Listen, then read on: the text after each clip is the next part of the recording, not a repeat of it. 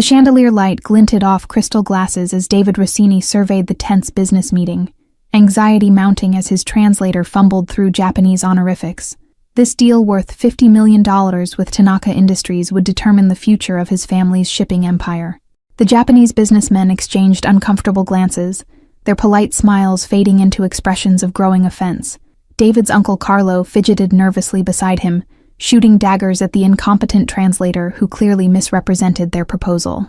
Suddenly, a young woman entered carrying a stack of research papers intended for the university department next door. Her dark hair was pulled into a messy bun, her clothes modest but clearly purchased on a student budget. "I'm terribly sorry for the interruption," she stammered, immediately sensing the tension. "The receptionist directed me here by mistake." As she turned to leave, she overheard the translator butcher another critical phrase. Her eyes widened in recognition of the error, and before she could stop herself, she spoke perfect Japanese. "Excuse me, but I believe there's been a misunderstanding in the translation." The room fell silent as all heads turned toward her. Mr. Tanaka responded in rapid Japanese, his expression curious but skeptical. The young woman, Bella, replied fluently, explaining the actual terms of the proposal with cultural nuance that the original translator lacked completely. David watched in amazement as the Japanese businessman's demeanor transformed from offended to interested. Bella seamlessly clarified terms, using honorifics and cultural references that demonstrated deep respect and understanding. "Where did you learn to speak like that?" David asked when there was a pause in the conversation. His dark eyes studied her with newfound interest, as his family members whispered among themselves. "I'm a linguistics graduate student specializing in East Asian languages," Bella explained, clutching her papers tightly. "I spent 3 years in Tokyo on scholarship before transferring to finish my doctorate here." The head of Tanaka Industries stood and bowed slightly toward Bella. "Perhaps this young lady could assist with the remainder of our discussion? Your current translator seems inadequate for negotiations of this magnitude." David nodded immediately, dismissing the flustered translator with a wave of his hand. "Please stay," he said to Bella, his tone making it clear this wasn't merely a request. "We'll compensate you generously for your time." As Bella reluctantly took a seat at the massive conference table, she had no idea that this accidental meeting would pull her into a world of power, danger, and unexpected connection that would completely transform her carefully planned future. The meeting concluded with handshakes and genuine smiles, a stark contrast to the tension that had filled the room before Bella's arrival. David approached her afterward, his presence commanding attention despite his relatively young age of 27. "You saved a $50 million deal today," he said, sliding a business card toward her. "I need someone with your skills permanently, not just for this one meeting." His eyes held hers with an intensity that made refusing difficult. Bella hesitated, twisting the strap of her worn messenger bag. "I'm in the middle of my doctoral program, Mr. Rossini. I can't just abandon my research on endangered language preservation to work as a full-time translator."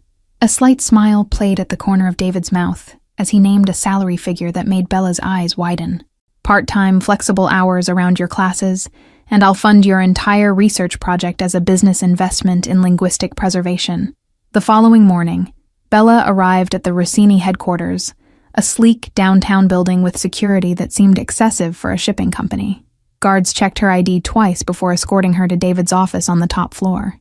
The real nature of the Rossini business empire became clearer as she observed hushed conversations, noticed concealed weapons on several employees, and translated documents with thinly veiled references to territories and protection arrangements.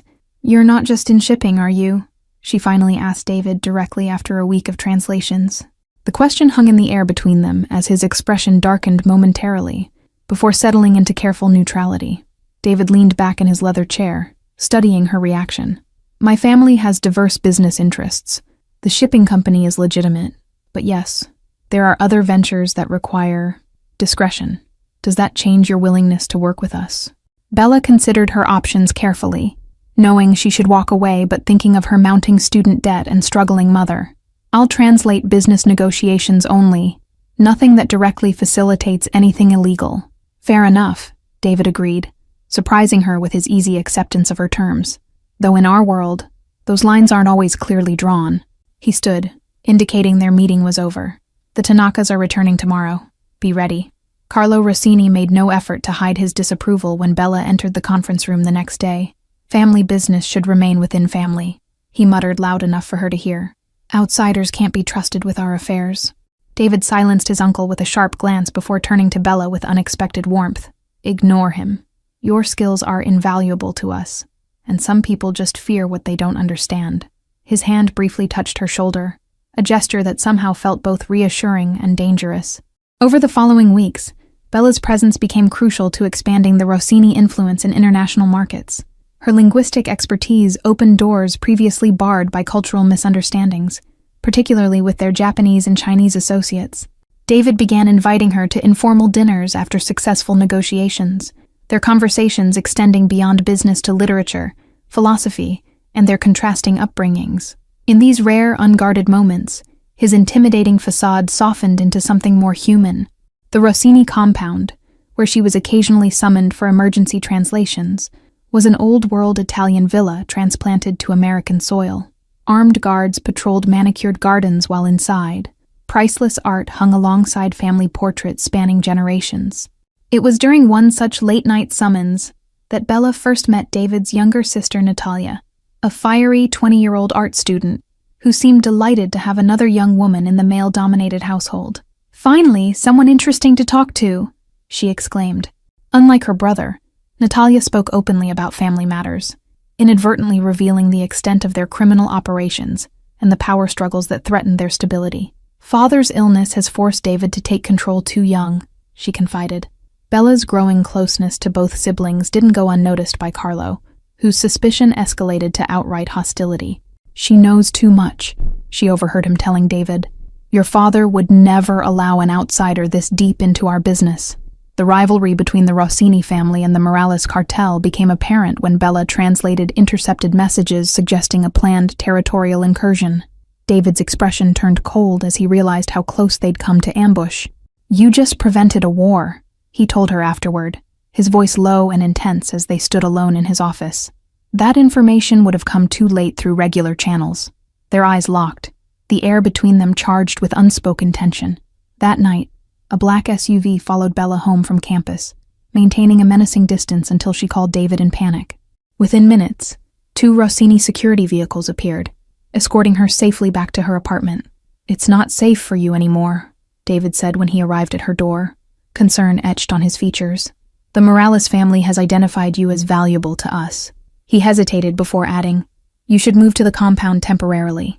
Reluctantly, Bella agreed, packing essentials while David's men secured her apartment. "What about my classes?" she asked, reality crashing back as she contemplated the academic consequences of her increasingly complicated arrangement. "We'll arrange for remote attendance," David assured her, his hand briefly covering hers. "Your education remains a priority." Something in his tone suggested he understood exactly how much her academic dreams meant to her, a rare insight that further blurred the line between professional obligation and personal connection. Life at the Rossini compound followed strict protocols that Bella quickly learned to navigate. Morning briefings outlined which languages would be needed, which associates were visiting, and most importantly, which family members to avoid.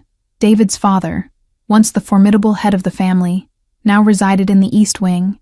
His deteriorating health kept secret from rivals and business partners alike. Bella caught glimpses of medical staff entering his quarters but was never permitted near. The family dynamics fascinated her anthropological mind, how loyalty superseded morality, how tradition governed even the most mundane decisions. David, though respected, constantly battled the old guard who questioned his modern approach to their operations. Her academic perspective on their culture didn't go unnoticed.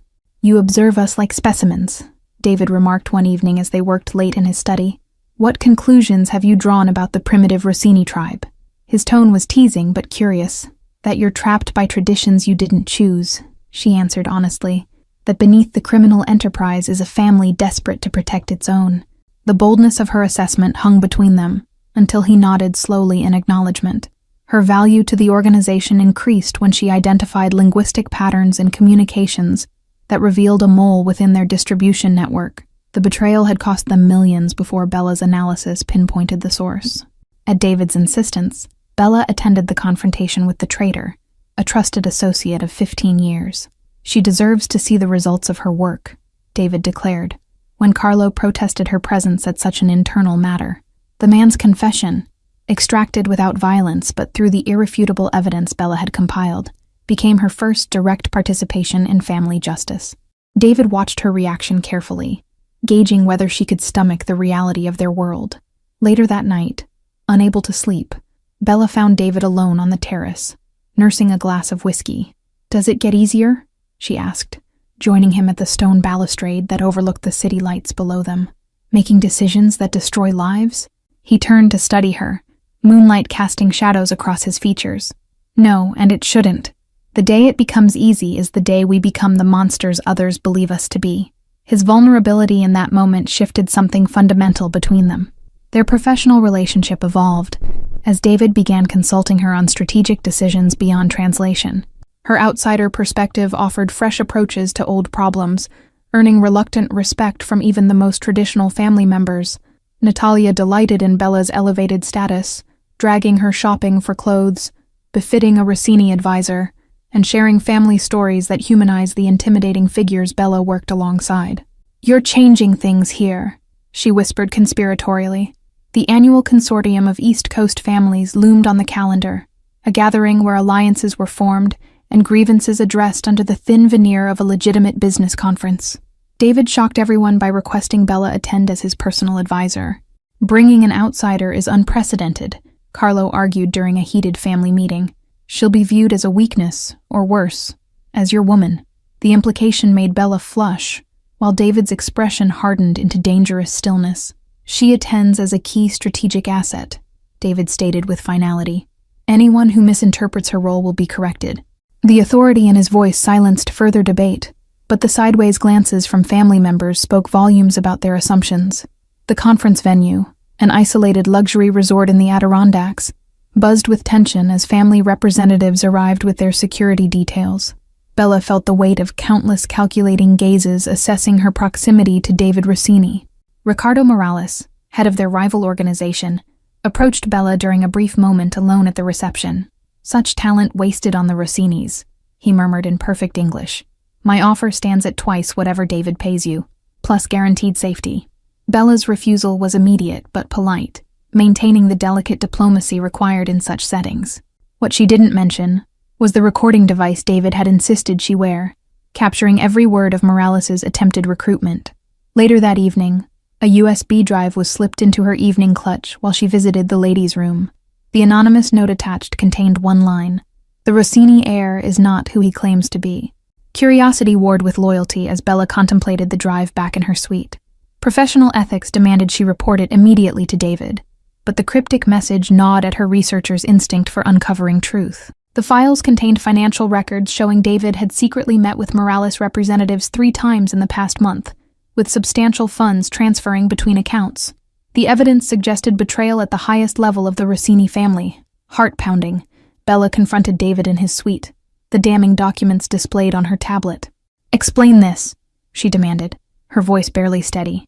"Tell me I haven't been protecting a traitor to his own family." David's expression cycled through shock, anger, and finally grim understanding as he examined the evidence. "This is Carlo's work," he said quietly. "He's setting me up to take control while my father is incapacitated." "Why should I believe you?" Bella challenged, years of academic skepticism overriding her emotional connection to him. "These documents look authentic, and you've admitted your family operates in moral gray areas." The betrayal she felt was disproportionate to their professional relationship, revealing feelings she'd refused to acknowledge. "I've been meeting with Morales as a double cross," David explained, pulling out his own tablet to show counter-evidence. "We're feeding him false information while tracking his operations' weaknesses." His eyes pleaded for her trust, as he revealed the true scope of his strategy. Bella studied the conflicting evidence, her academic mind dissecting the narrative from both sides. "If Carlo is setting you up, we need proof that would convince the other families," she reasoned, temporarily setting aside her emotional response. Their investigation was cut short by an urgent call. Natalia had disappeared from a university art exhibition she'd been attending.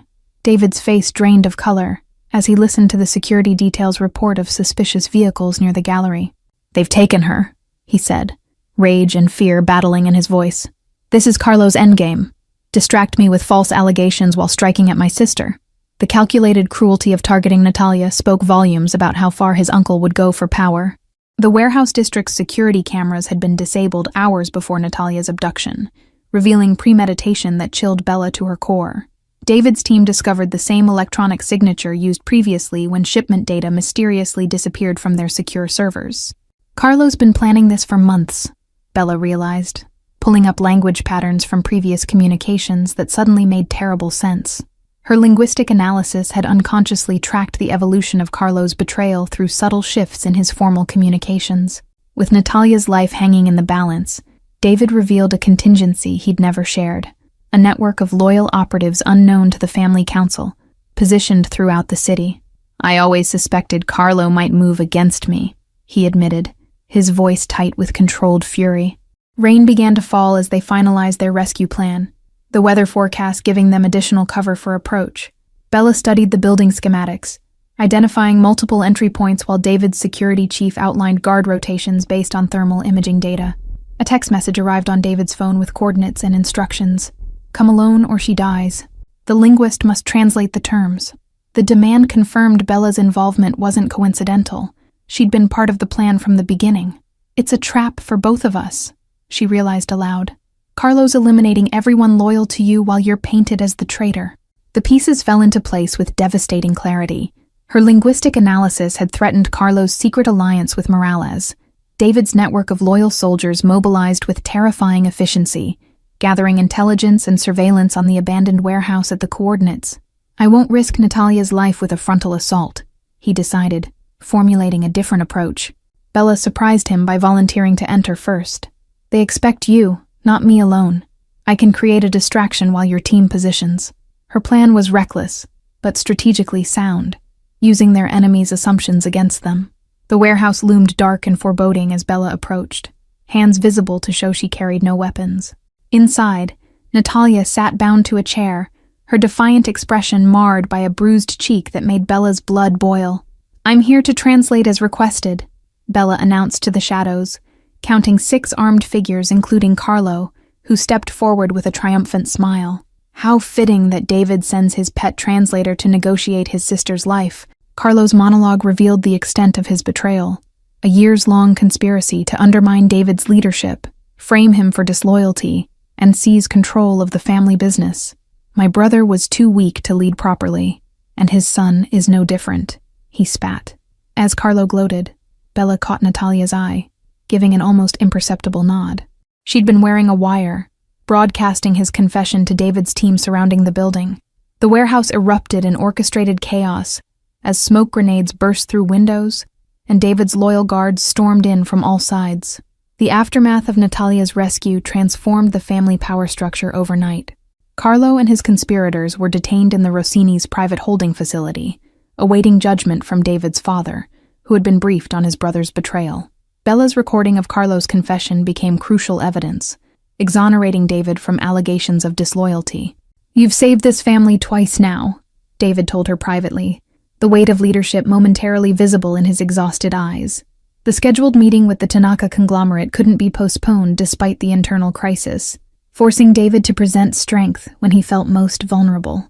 Bella worked through the night preparing materials for the high-stakes negotiation. When morning came, a new complication emerged. Mr. Tanaka's daughter Himari had joined the delegation, a brilliant business strategist whose English was impeccable, but who insisted on negotiating in Japanese for strategic advantage. "She'll test your skills like never before," David warned. The negotiation began cordially, but quickly evolved into a verbal chess match, with Himari inserting subtle linguistic traps that Bella navigated with growing confidence. The Tanaka heiress smiled appreciatively at Bella's expertise, a professional respect forming between them. Midway through the meeting, Bella noticed inconsistencies in Himari's proposal that didn't align with previous Tanaka agreements. Her academic training in discourse analysis flagged patterns suggesting outside influence on their negotiating position. "They've been compromised," Bella whispered to David during a brief recess. "Someone has leveraged them against us." Her suspicion was confirmed when she recognized phraseology unique to Morales' communication style embedded in the contract language. David trusted her instinct without question, adjusting his strategy accordingly. Rather than confronting the Japanese delegation directly, he proposed a modified agreement that would protect both families from Morales' manipulation while appearing to concede major points. The brilliance of his counteroffer became clear when Himari's expression shifted from satisfaction to realization. "You know," she said in English, abandoning pretense, "Morales threatened our West Coast operations if we didn't undermine your distribution channels. We can protect each other," David offered, seizing the moment to forge a stronger alliance. The Rossini and Tanaka families together would make Morales reconsider his expansion. The proposition transformed potential disaster into opportunity. The agreement's intricate language incorporated safeguards Bella had designed specifically to protect against future manipulation. Her academic specialization in contractual linguistics proved invaluable as she crafted clauses that appeared standard but contained subtle protections. Mr. Tanaka himself arrived unexpectedly as the documents were being finalized, his weathered face revealing both respect and curiosity about the young linguist who had transformed negotiations. "Few outsiders understand the harmony of words and intent," he observed to Bella in formal Japanese. Security footage from Tanaka's hotel revealed a meeting between their legal advisor and one of Morales's known associates, providing concrete evidence of the attempted sabotage. David's restraint in handling this betrayal impressed the Japanese delegation more than any show of force could have. The boardroom fell silent as the final signatures were applied. Centuries of tradition meeting modern business acumen in a single document. Bella noticed David's hand trembling slightly, not from weakness, but from the weight of having navigated a crisis that would have destroyed his predecessors. By evening, a new agreement was signed, one that included mutual protection clauses and joint ventures that would strengthen both families. Bella's translation had evolved into strategic advising that shaped the very future of the Rossini enterprise. As the Tanaka delegation departed, Himari approached Bella privately. "You are more than a translator to him," she observed with knowing eyes. "Your influence has changed the Rossini family from within." The assessment was both compliment and warning about the path Bella had chosen. The Rossini family gathered in the grand dining room. An emergency council called to address the recent upheaval. David sat at the head of the table, a position he'd earned through crisis rather than inheritance, with Bella seated at his right hand. "My father has made his decision regarding Carlo's betrayal," David announced to the assembled family members and captains. The room fell silent, understanding the gravity of judgment from the ailing patriarch who still commanded ultimate respect. The sentence was exile rather than death, a mercy that sparked murmurs of surprise. "We will not become the monsters our enemies believe us to be," David declared, echoing his earlier words to Bella. "But neither will we forget or forgive treachery."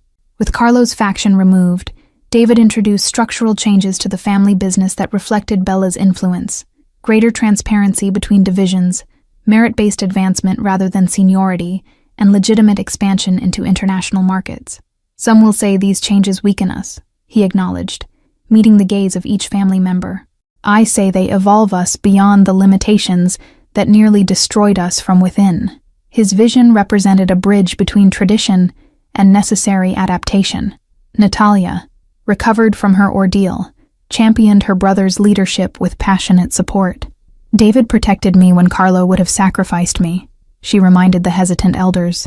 "He deserves your loyalty not just as our father's son, but as a leader who puts family first." The most controversial announcement came last: David's intention to formally induct Bella into the family structure as chief advisor and head of international relations. "Her outsider perspective saved us from destruction," he argued against immediate objections. Tradition demanded family by blood or marriage for such a position. "She is neither wife nor blood," one elder captain protested, voicing the unspoken concern that had hovered between David and Bella for months. The council chamber's ancient oak table bore the scars of generations of Rossini meetings, knife marks from passionate arguments and burns from cigars punctuating historical decisions. Bella traced one particularly deep gouge as the elders debated her fate with increasing intensity. David's father, making a rare appearance supported by his nurse, silenced the room when he raised a trembling hand.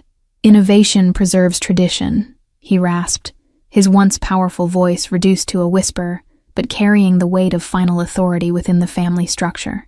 Outside the mansion windows, the city lights reflected off gathering storm clouds, mirroring the tension within. Security personnel moved with heightened alertness, aware that this transitional moment left the family vulnerable to opportunistic rivals monitoring their decision. Records dating back to the family's European origins were brought forth, revealing a precedent from 1887, when an outsider had been granted similar status during a period of existential threat to the organization.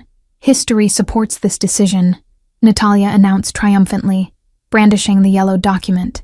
David's response silenced the room. She has proven her loyalty beyond what blood has guaranteed. She risked her life for Natalia, exposed Carlo's betrayal, and secured alliances that will protect this family for generations. What more would you demand as proof of belonging? The council's reluctant acceptance came with a condition. Bella must commit exclusively to the family business, abandoning her academic pursuits.